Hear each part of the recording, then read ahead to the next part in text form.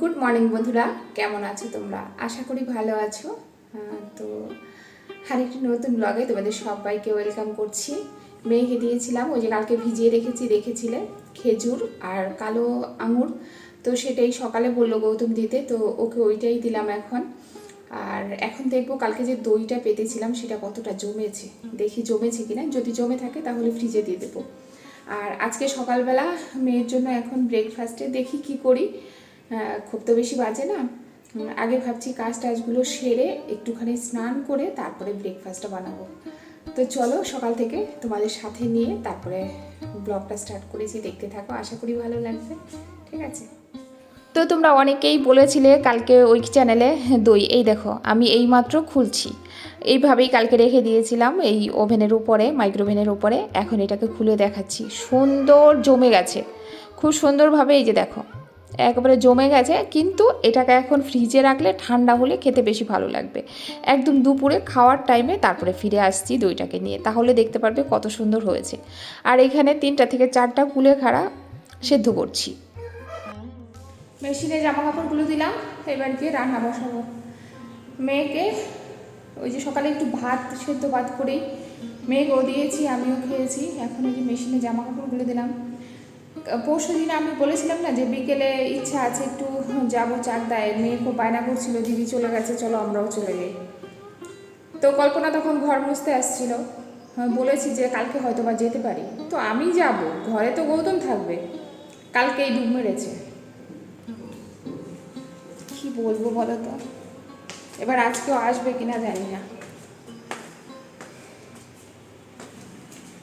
আর ভালো লাগে না, চতুর্দিকটা না একদম কুলিয়ে উঠতে পারি না আমি, জানো তো। কুলেখাড়ার রস, এটা খেতে হবে। অল্প দিয়েছি, অল্প। এইটা না খেলে হবে না তো, এই রস তো খেতেই হবে। সবসময় ওরকম শাক ওই খেলে হবে না সৃজা, এগুলো খুব বাজে জিনিস। হ্যাঁ, রোগ হলে অত ভাবলে হয় না। চলো তাড়াতাড়ি না, এইটুকু করেই দেবো রোজ, বেশি দেবো না। কারণ শাক খাচ্ছ তো এইটুকু করেই দেবো। দেখ তুই কইটুকু, তুই দেখ এইটুকু যদি না খেতে পারিস, একটা ঢোকে খেয়ে নে না। সৃজা আমি রান্না বসাবো,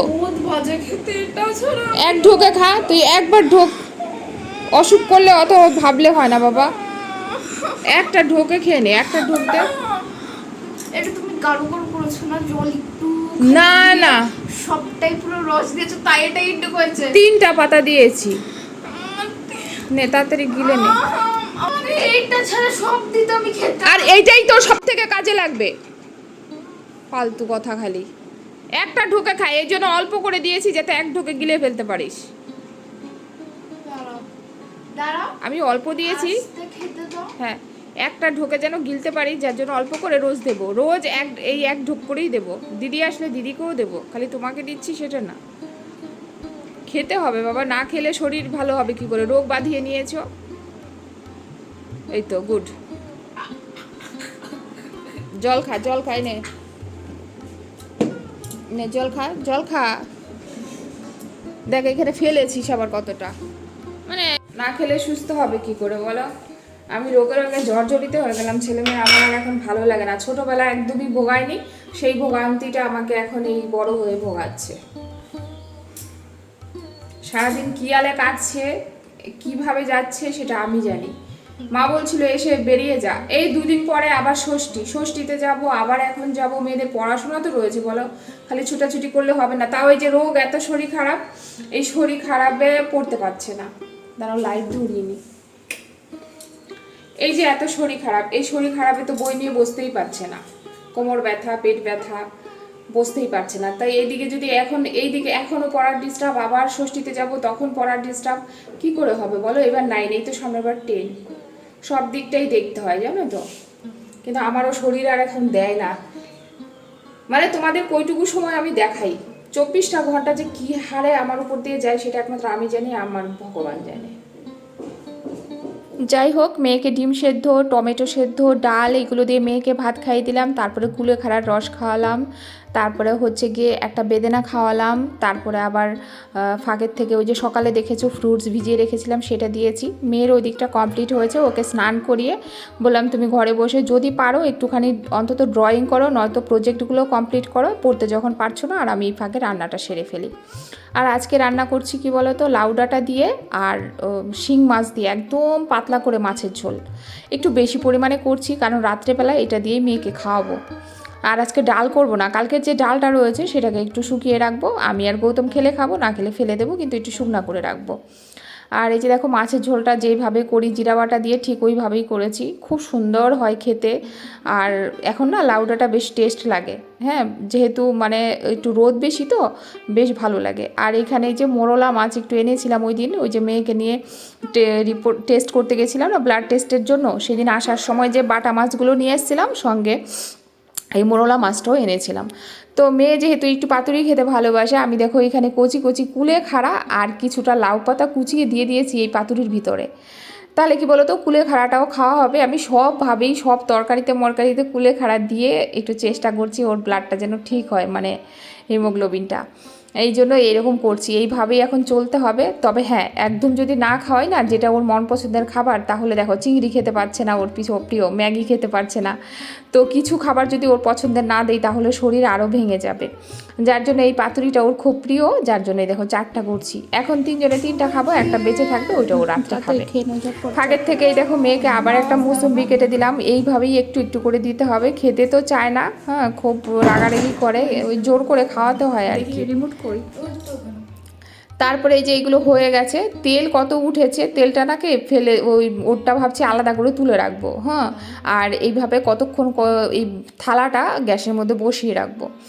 যাই হোক, ওইটা নামিয়ে দিয়েছি, এবার করব একটুখানি আচার, টক ঝাল মিষ্টি আচার। আমাদের ঘরে এই আচারটাই সবাই বেশি খেতে ভালোবাসে ডালের সাথে। একটু পাঁচফোড়ন আর একটু সরষা ফোড়ন দিয়েছি, তার মধ্যে দিয়ে দিলাম আমগুলো। এবার দেখো আমি এটা কী গুড় দিয়ে করছি বলো তো, হ্যাঁ, ওই খেজুরের গুড়। এই গুড়টা আমার সবসময় ফ্রিজে থাকে স্টোর করা, তো এটা দিয়ে মাঝে মধ্যে চাটনি করি। আর জানো, আচার টাচার সবসময় যদি এই গুড়ের আচার করা যায় তাহলে টেস্ট কিন্তু দ্বিগুণ হয়।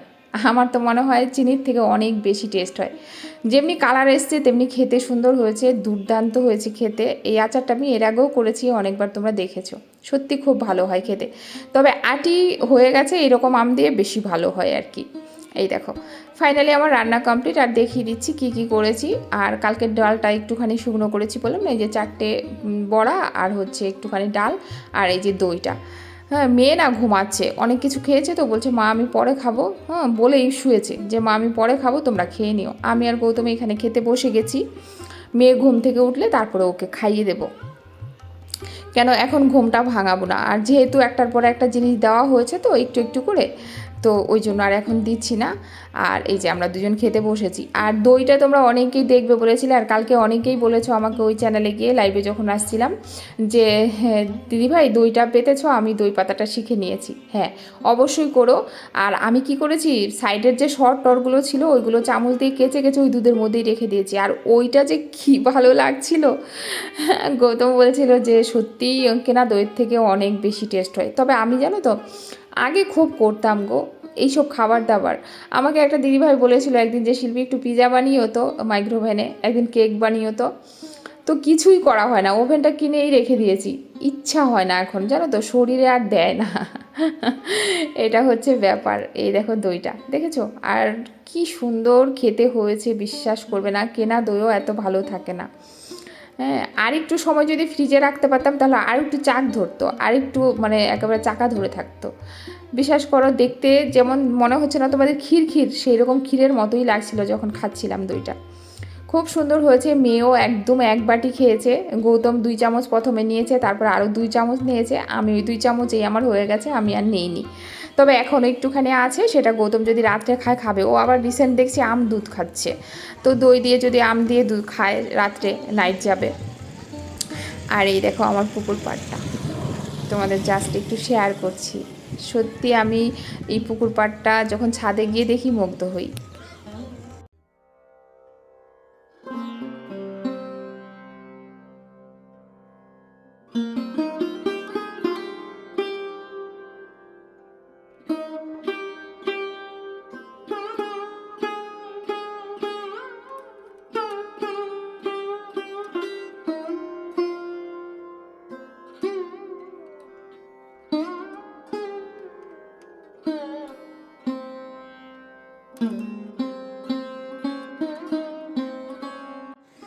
দেখলে মুগ্ধ করা আমার ওই পুকুরের দৃশ্য। সঞ্চিতা দিদিভাই তো প্রচুর ভালোবাসে, বিশ্বাস করো, শুধু দিদিভাই নয়, আমিও যে দেখতে কি ভালোবাসি তোমাদের বোঝাতে পারবো না। সত্যি বলতে, যদি রাত্রেবেলা সন্ধ্যার দিকে ছাদের ওই পাশে লাইটটা আছে, ওই লাইটটা যদি জ্বালিয়ে রাখি, আর ওইখানে আমার টুল রাখা আছে দুটো, তো ওইগুলো যদি ওইখানে নিয়ে বসা যায়, কনকনে হাওয়া, তার মধ্যে সুন্দর আলো, আর দেখবে জলের যে হাওয়াটা আসে সেটা খুব ঠান্ডা হয়, মানে ফ্রেশ হয়ে যায় শরীর। কিন্তু ওই যে কাজের চাপে টাইমই পাই না গো। হ্যাঁ, একটু টাইম পেলেও সেটা তো ওই যে ঘরে মেয়েদের পেছনেই চলে যায়। হ্যাঁ, তো এই জন্য আজকে তোমাদের কাছে একটু শেয়ার করলাম। তো চলো এখন যাই একটু নিচে, ঠিক আছে?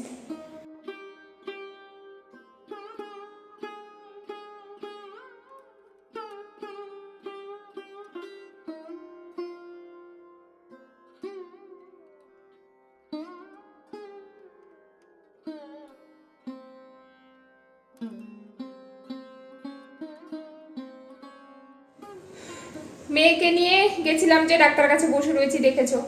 ডাক্তার টাইম দিয়েছিল 6টা, আস্তে আস্তে বাজিয়ে দিয়েছে 7টা। তারপরে 7টায় এসছে তো এসছে বৃষ্টি, যেমনি ঝড় তেমনি বৃষ্টি। গৌতম বাড়ি থেকে ফোন করছে যে তোমাদের কত দেরি হবে, আমি বলছি ডাক্তার এখনো আসেইনি। যাই হোক, ডাক্তার দেখিয়ে বাড়ি এসেছি বৃষ্টির মধ্যে, আর মেয়েটার এমনিতেই শরীর ভালো না, আর এখন বৃষ্টিতে একদমই ভিজাতে চাইছি না। আমার আবার একটু বৃষ্টি বৃষ্টি পড়ছে, মনে হচ্ছে একটু চপ সিঙ্গারা খাই। আর কদিন থেকে দেখতেই পাচ্ছ আমি এগুলো খাইনি একদমই, আর আমি এগুলোর খুব ভক্ত।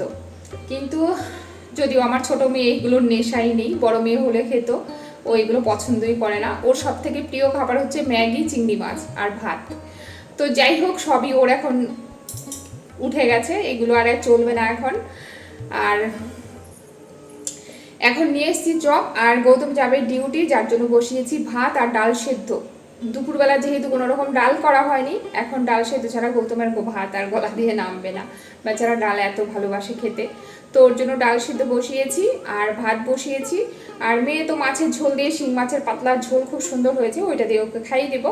আর আমি এখন বসে বসে খাবো একটুখানি সিঙ্গারা না, একটা ভেজিটেবল চপ এনেছি আর একটা আলুর চপ এনেছি। মুড়ি দিয়ে খাবো না, তাহলে পেট বেশি ভরে যাবে, ভাত খেতে পারবো না। ওইটাই একটু খাবো, আর তোমাদের ভিডিও দেখবো, তোমাদের কমেন্ট করবো, আর সেগুলো রিপ্লাই দেবো। আগে অলরেডি নিভেই গেল গ্যাসটা। আগে অবশ্যই অনেকগুলোর কমেন্ট আজকে দুপুরেই দিয়ে দিয়েছি, রিপ্লাই দিয়ে দিয়েছি কমেন্টগুলোর, আর এখন যেগুলো নতুন পড়েছে সেগুলো রিপ্লাই দেবো। তো চলো।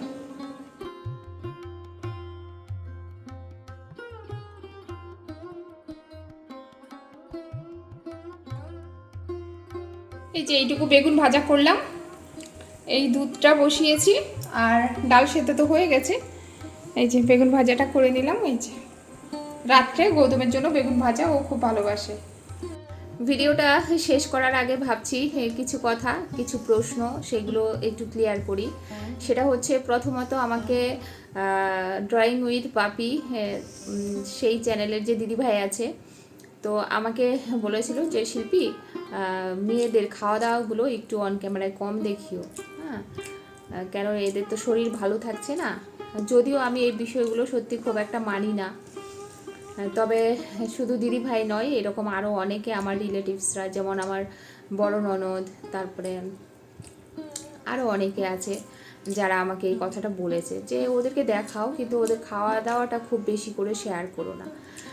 আর এবার এইগুলো কি বলো তো, মনের একটা ভুলভ্রান্তি ধারণা অনেকের মনে হয়, তাই ওরা, আর যেহেতু আমাকে ভালোবাসে, আমার মেয়েদেরকে ভালোবাসে, তাই বলে। তো সেই জন্য আমি দেখবে দুদিন থেকে মেয়ের খাবার দাবারগুলো সবই করছি, কিন্তু ও যে খাচ্ছে সেইটা দেখাচ্ছি না। আর যেহেতু সবাই বলছে, ওরা নয়তো মনে মনে ভাববে যে শিল্পীকে এত করে বললাম, শিল্পী কথাই শোনে না। হ্যাঁ, যদিও আমি এই বিষয়গুলো বিশ্বাস করি না, আমার খুব এগুলো শুনতেও খারাপ লাগে, কিন্তু যেহেতু সবাই বলছে, তার জন্য কিন্তু আমি একটুখানি মেয়েদের খাওয়া দাওয়াগুলো কম দেখাবো। হ্যাঁ, কি খাওয়াচ্ছি সেটা বাইরে হয়তো আমি দেখাবো, খাওয়ানোর আগে দেখাবো যে এটা এটা খাওয়াচ্ছি, তো ওরা খেতে বসে খাচ্ছে, সেটা হয়তো বা আর খুব একটা বেশি আমি শেয়ার করব না। আর আমাকে এইখান থেকে আমাদের কাছে ভবানীপুরে একটা বুনু থাকে, তার ছেলে তোমরা তো জানো যে ক্যারাটাতে ডিস্ট্রিক্ট চ্যাম্পিয়ন হয়েছে, তারপরে সে ভুবনেশ্বরে না কোথায় গেছে, না বা উড়িষ্যাতে, যাই হোক ভুলে গেছি আমি। তো বুনু আমাকে কমেন্ট করেছিল যে দিদিভাই তুমি কি রেলওয়ে হসপিটালে আছো আমাদের এখানে। তো তখন আমি রিপ্লাইগুলো দিতে পারিনি, কাউকেই রিপ্লাই দিতে পারিনি। বুনু রাগ করো না, তুমি হয়তো দুদিন থেকে আমি তোমার কমেন্ট পাচ্ছি না, তাই ভাবলাম যে তুমি আবার রাগ করোনি তো, যে দিদিভাই আমার কমেন্টে রিপ্লাইটা দেয়নি। হ্যাঁ, রেলওয়েতেই ছিলাম, আর তখন আমি কাউকেই কমেন্ট দিইনি, তুমি মানে কমেন্টে রিপ্লাই দিইনি। দেখবে আমার সব ভালোবাসার দিদি বুনুরা সবার কমেন্টের আমি লাভ রিয়াক্টও তখন দিতে পারিনি, দেইনি। এবার হচ্ছে অনেকে হয়তো আমাকে ফেসবুকে গিয়ে দেখবে একটা করে রিলস আমি দিয়েছি, কারণ ফেসবুকে কাজ করছি। ফেসবুকে এমন একটা জিনিস, তুমি যদি একদিন ভিডিও না দাও তাহলে তোমার রিলস ডাউন হয়ে যায়, এটা কিন্তু ইউটিউবের মতো না। তো যার জন্য আমাকে কন্টিনিউ একটা হলো ইচ্ছা না থাকা সত্ত্বেও আমাকে মাঝে মধ্যে 2-1 করে ভিডিও ওইখানে দিতে হয়েছে। 2-1 না, একটা করেই রিলস দিয়েছি ওই বাইরে এসে। তো হয়তো অনেকে ভাববে যে তোমার এত মন খারাপ, অনেক প্রশ্ন জাগতে পারে, তাহলে তুমি ফেসবুকে তো একটা করে রিলস দিয়েছো। যে জিনিসটা কষ্ট করে তিল করে গড়ে তুলেছি, সেখানে হঠাৎ করে যদি একদিন বা 2 দিনের জন্য আমার সেই জায়গাটা নষ্ট হয়ে যায়, তাহলে কি কষ্ট হয় না? যার জন্য ওইভাবেই কষ্ট করে দিয়েছি। তবে ফেসবুকে তোমাদের আশীর্বাদে একটা সেট আপ পেয়ে গেছি, আর খুব বেশি দিন তো কাজ করছি না, তবে যথেষ্ট ভালোবাসা সবার পাচ্ছি, সবাই পাশে দাঁড়াচ্ছে। প্রথম ভেবেছিলাম আমি পারবো না, আমার মনে হয় ফেসবুক ছেড়ে দিতে হবে। তারপরে দেখছি না, অবশ্যই ভালো মানুষও আছে সব জায়গাতেই, তো ফেসবুকও আছে। আর তোমরা যেইভাবে আমাকে বলেছো মেয়েদেরকে খাওয়ানোর কথা, আমি সেইভাবেই খাওয়ানোর চেষ্টা করব। দেখো, খারাপ পরিস্থিতি সবারই আসে কম বেশি। ছোটোবেলা আমার মেয়েরা খুব একটা ভোগেনি, তো বড়োবেলায় একটু তো ভোগাবে। কখনো না কখন মানুষ তো একটু অসুস্থ হয়। আমার মেয়েরা, আমার মনে নেই যে ছোটোবেলা কবে অসুস্থ হয়েছিল, ওই এখন বড় হয়েছে একটু ভোগাচ্ছে। তো যাই হোক, খারাপ সময় থাকে না, খুব তাড়াতাড়ি চলে যায়। তোমরাও চিন্তা করো না, আর তোমরা যেইভাবে বলছো আমি ওইভাবে চলার চেষ্টা করব, ওইভাবেই ওদেরকে খাবার দাবার দেওয়ার চেষ্টা করব। তো আজকের মতো এই পর্যন্তই ভিডিওটা এন্ড করে দিচ্ছি, এর থেকে বেশি আর টানতে পারছি না। চলো, সবাই ভালো থেকো, সুস্থ থেকো, পাশে থেকো। সবাইকে শুভরাত্রি, টাটা।